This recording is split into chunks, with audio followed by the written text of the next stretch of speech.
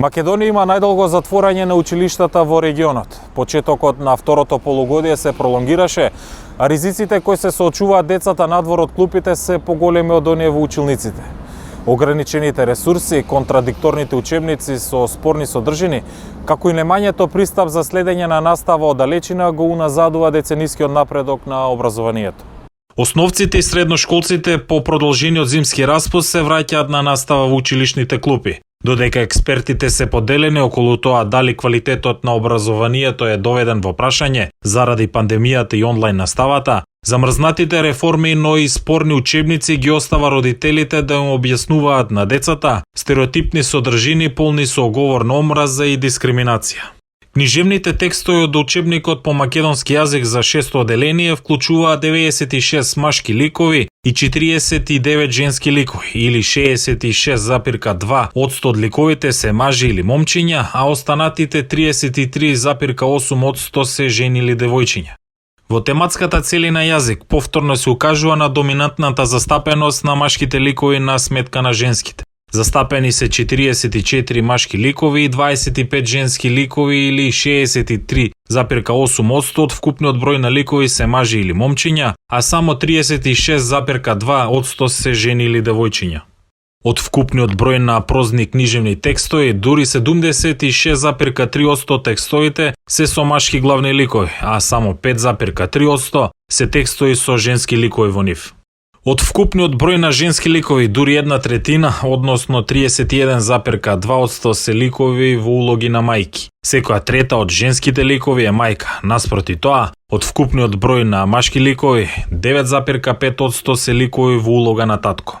Машките учители се представени како волшебен, магичен учител кој излегува од глобус и како наставник кој го прекорува ученикот, а сепак е добар или одбележан како строг и правичен. Женските учителки се представени само дека предаваат на часот и се грижливи за сите деца да јадат на излетот. Спорите реформи во образованието и контрадикторните учебници со застарени содржини се директни причини за слабиот едукативен систем во земјава, оценува социологот Или Ацевски. Јас сум и лично некако дел од тоа, бев рецензент на еден од тие учебници, но и сега еве кога по повод ни ова, мислам, се навратив малце повторно да видам што сушност, да го потврдам тоа моје мислење, дека барем што се однесува до учебниците по социологија. Не само во оваа сфера на феминистички дискриминација и така натака, во таа смисла не, туку станува збор за учебници кои што имаат една, би рекол, методологија за старени содржини на некој начин, кои што не одговараат, би рекол, на предизвиците во кои што се соочуваат и најмладите, не, и возрастните. Тоа значи дека содржините, методот, пристапот на некој начин е надминат, одамна надминат, би рекол, и за жал во рамките на Министерството, во тоа Биро за развој на образованието, скоро и не се прави ништо во тој поглед, иако имате десетици луѓе кои што се таму вработени, кои што треба тоа да го следате. Реков за жал, јас имав можност да го кажам тоа, да во тие 4-5 учебници кои што се сега моментално во една, би рекол, во употреба, не, да направам една анализа, не едно подраче надвор од ова, се однесува за екологија, заштита на животна среда, демографија, нема да верувате. Мислам, јас сум, иако бев дел од тоа, но главно тоа се, би рекол, содржини, еве на еден од тие учебници, например, скоро 50-60% од содржините се пренесени од еден универзитетски учебник за учебник од втора година гимназијско образование. На иста линија со размислувањата на професорот околу спорните учебници, полни со несоодветна терминологија и содржина, е и Ана Глигорова. Пред пандемијата, значи некаде во 2019 година, јас така на социјалните мрежи предизвикав една бура, пронајдов доста спорни пасоси во учебникот по социологија од втора година за гимназиското образование. Во кои навистина ги најдов и авторите, ги најдов и рецензентите, па се дигна бура, па се дискутираше долго време по медиуми и во МОН, и тоа беше гладна тема тие месец дена можеби. Јас немам информација дека тој учебник е повлечен, каде што, например, на децата им беше спомнувано сега да парафразирам, дека кога жената ќе биде подолго време дома, таа има многу помалку шанси да направи кривично дело, односно да влезе во криминал. Тоа беше во делот за криминалот машки и женски криминал. Што е премногу спорно, мислам, нема допирна точка со реалноста. Имаше и други спорни моменти, кои исто така во контекст на конформизмот, јас тогаш заборавив, ете тогаш можеби ќе го отворам повторно тоа, во контекст на конформизмот беше како една негативна појава, беше презентиран како позитивна појава, замислете. Во истиот тој учебник, цела лекција за конформизам. Позитивна појава дека децата треба да бидат конформисти. Според некој од авторите, конформизмот бил одличен за вклопување во средината. Неверојатно. До каде се сега во контекст на измените најнови што беа после тоа, што ги предложи минатата министерка за образование и наука, не знам, не сум информирана, но многу ревизија треба да претрпат нашите учебници. 25 минути побара да добие одговор од министерот за образование и наука Јетон Шакири на прашањата до каде е процесот на ревизија, односно повлекување на спорните учебници со несоодветна содржина, но и како ќе се надокнади загубата на наставата на учениците за која реагираше и УНИЦЕФ. Од кабинетот на министерот Шакири и по неколку дена чекање не добивме одговор. Експертите, посочувајќи ги прецизно слабостите на образовниот систем, велат дека и физичкото присуство на учениците некогаш е пожелно и покрај загриженоста од брзиот раст на новозаразени со COVID. Во 2018 година беше направено едно глобално истражување во контекст на знаењето и писменоста на децата, значи вербалната писменост, читањето и основната математичка писменост на 15 годишници во Македонија и во други држави, нели, во Европа. Се покажа дека тоа е пред пандемијата, значи 2018 година и пол година пред пандемијата, се покажа дека нашите деца се доста неписмени. Дека дури постојат букви во азбуката кои не ги знаат, например буквата З, буквата Дж, дека прочитаното не го разбираат, значи читањето не е со разбирање и дека немаат основни познавања во математиката, значи онаа базна математика. Тоа е како вовет, бидејќи кога дојде пандемијата, ние имавте прв тест онлайн училиште, што во некои држави го имал. Има, например, онлайн студирање. Имаме онлайн студирање на престижни универзитети во западните држави и тоа се плаќа, мислам, и то по $50,000 година. Така да, доста успешно они го спроведуваат тоа на некои одредени факултети. Сепак, самото предавање може да биде изведувано онлайн за деца кои се над 500-600 оделение нагоре. Може би во некој период испрашувањата, конкретни практични вежби, би било добро и пожелно да биде тоа во училиште. Да кажеме опити, експерименти и така натаму. Но квалитетот на образованието во суштина не верувам дека паднал во таа една година кога децата беа онлайн, бидејќи овие деца се сајбер деца. Деца научени на телефони, на таблети, на компјутери.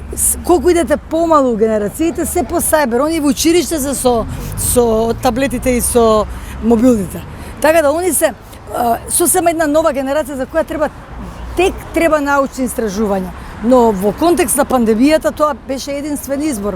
Претходно, одложувањето на почетокот на второто полугодие беше жестоко критикувано и од канцеларијата на УНИЦЕФ. Тие потсетуваат дека Македонија веќе имала и најголемо затворање на училиштата во регионот. Јасно е дека најдобар интерес на учениците училиштата да бидат отворени и тоа треба да биде приоритет низ целата земја. Ризиците со кои се соочуваат децата кога се надвор од училиште се поголеми отколку во училиштата. 2022 година не смее да биде уште една година за уништување на наставата. Таа треба да биде година во која образованието и интересот на учениците ќе имаат огромно значење, се наведува во соопштението од канцеларијата на УНИЦЕФ во Скопје. Од друга страна, професорот Ацевски појаснува дека решението за квалитетен образовен систем може да го има само преку сеопфатна стратегија за добивање современи и квалитетни учебници. Ја мислам дека и во средните училишта, барем во овие сфери кои што припаѓам, кои што се занимавав, е доста урнисан, би рекол, до невидени граници. Мислам, нема, би рекол, дури елементарно учење во тој посветеност во таа смисла, не. Не обвинувам ја во ова. Се направи еден систем, би рекол, кој што така функционира, кој што обстојува едно 20 и повеќе години, особено после 90-тите години на минатиот век. Не? Ги спомнавте и слабостите. Зошто МОН не ги слушаше до сега препораките на експертите, меѓу другото и организациите како УНИЦЕФ, за отварање на училиштата и како изгубеното време во учењето, односно од наставата ќе се надокнади? Кое е вашето мислење? Мислам дека тоа и на самиот почеток као да немаше доволно капацитет да се прифати тој предизвик, би рекол, и најлесно беше во тоа да се прифати она дека да нема настава со физичко присуство. Тоа е најлесно, не затворете го училиштата, па другото е. Но она што е сега битно за мене што не се пристапи во, ако е така, не, ако дека децата мора да учат на далечина, тогаш дајте го подобриме тој квалитетот на тоа електронско, онлайн и како да го наречам учење. За жал, Министерството за бирото, посебно не за образование, као да скоро и не направија ништо во тој поглед. Не. Они се прилагодуваат на ситуација во таа смисла и најлесно сега најлесно се отворат училиштата. Што исто така ќе предизвика нови сега моменти како и понатаму да се, како би рекол, воведат некакви механизми, не, елементарни, за да не се влоши ситуацијата во, мислам, однос на пандемијата. Не. Коментирајќи го апелот на УНИЦЕФ до владата и МОН за отварање на училиштата, Глигорова посочува дека меѓународната организација треба повеќе да се позабави со елементарните недостатоци кои ги има во македонскиот образовен систем. Дека УНИЦЕФ ги нема кога се работи за вакви проблематични учебници како тој за социологија, УНИЦЕФ ги нема кога се работи за финансиски проблеми кои ги имаат децата, кои живеат секое трето дете живее во тешки услови финансиски. Неговите родители немаат доволно средства ПСР од 2000 денари да направат. Замислете 2 деца во семејство, тоа се веќе 4000 денари. За тоа ги нема.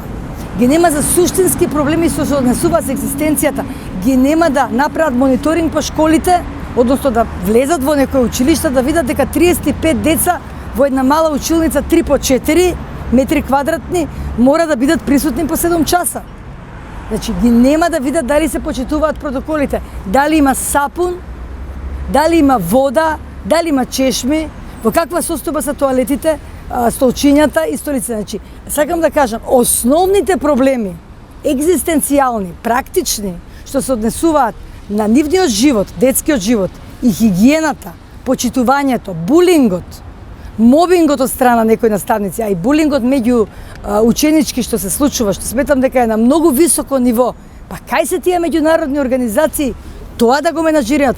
Создавањето квалитетни и современи учебници за основно и средно образование е далеко од реалност. Причини за тоа е немањето стратегија на Министерството за образование за проблемот. Спорите реформи во едукативниот систем, но и партизираноста на институциите, проблеми кои според експертите прават низа години образованието да е под константен товар и стагнација.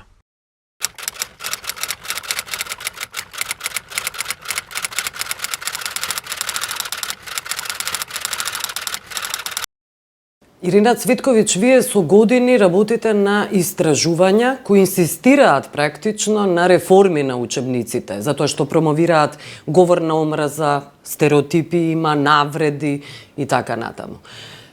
Но со тие реформи практично е застанато се, замрзнати се.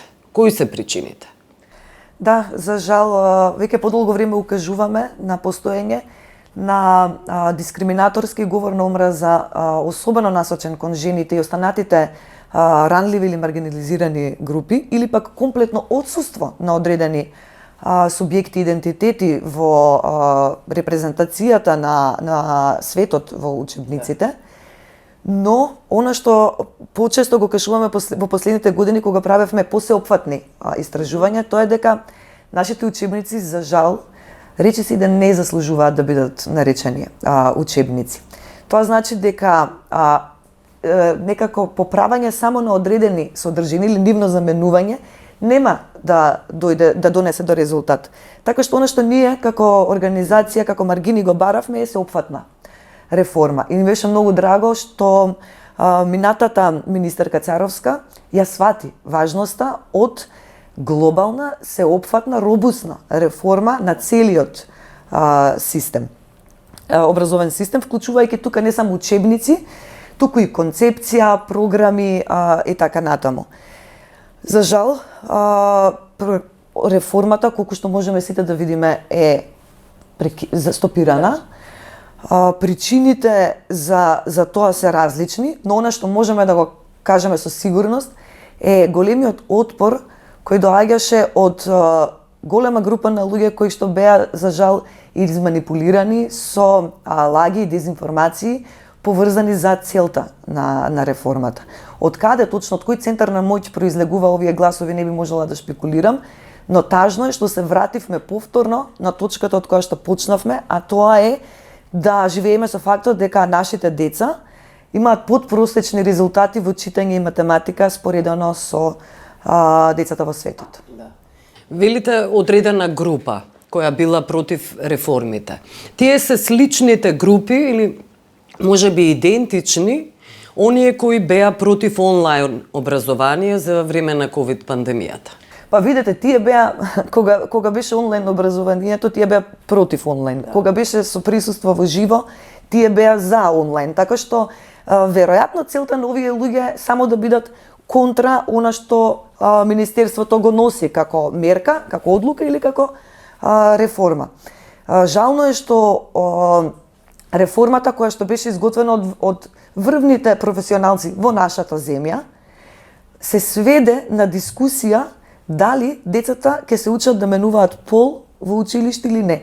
Тоа е не само банализирање на целата реформа, ставање, дефокусирање на темата и играње со лаги и дезинформации за да се предизвика општа хистерија во јавноста, туку на крајот тоа се афектира најмногу врз младите и врз нас како родители, а секако и врз целото општество, затоа што ние во рамки на сегашниот образовен систем продуцираме млади луѓе со незнаење, кои во исто време ги учиме да бидат мразачи, насилници, дискриминатори. Со тоа мора да се сопре, а реформите, особено долгорочните реформи, се непопуларни потези и чекори, политички чекори за министрите, така што е потребен ни се храбри министри и министерки кои што ќе бидат поддржани од власта за да се започне со оправање на ситуацијата во која што сме дојдени. Резултати брзи нема во ваква ситуација. Бирото за образование, говорев и со нив, велат дека веќе изготвиле предлози за повлекување на одредени учебници. Но вашиот став е дека треба сите практично да се повлечат, зашто еден по еден не води кон нигде и ништо. Сметавме дека ја поддржувавме реформата затоа што таа одеше во чекор со концепцијата. Како се воведува нови наставни програми, така се воведува нови учебници. Правејќи анализа на учебници од основно образование, јас стигнав до резултат дека освен тоа што постојат родови стереотипи, негативно представување на жени, одобрување на насилство врз жени, не само жени, и други, секако. Сите ранливи категории. Ние имате во нашите учебници, ние имаме неточни дефиниции. Имате небулози, имате глупости, вака да се изразам најбанално. Во таа смисла, интервенција во одредени странички, во одредени пасуси, нема да не донесе никаде. Само сеопфатна реформа, со резултати на долг рок. Па од денеска да си кажеме како земја, неважно е кој на власт, дека од денеска за 10 години од денеска ние ќе вложуваме во образование и после 10 години ќе ги измериме првичните резултати. Во однос на учебниците, ние го поддржавме новиот предлог закон за учебници и останати наставни дидактички материјали, особено затоа што овој закон го препознава проблемот со учебниците. Во новото законско решение, кое што за жал сега е повлечено и не знаеме каде е, се става фокус на дискриминацијата, и тоа дискриминацијата и врз основа на пол, и род, и сексуална ориентација, родов идентитет и други основи, како основ за повлекување на учебници. Исто така, постапката е скратена и појаснета, што во случај на дискриминаторски учебник се центрира одговорноста во Бирото за развој на образование, каде што и треба да биде, И конечно се предлага често ревидирање на содржините што е во согласност нели со науката. Ова законско решение секако не може да биде најдоброто, но е далеко подобро од она што го имаме сега. За жал, еве не знам докаде е ситуацијата, знам дека се повлече од парламентот и законот не ни стигна да се разговара всушност. Да. Ви благодарам за овој разговор, Цветковиќ. Фала.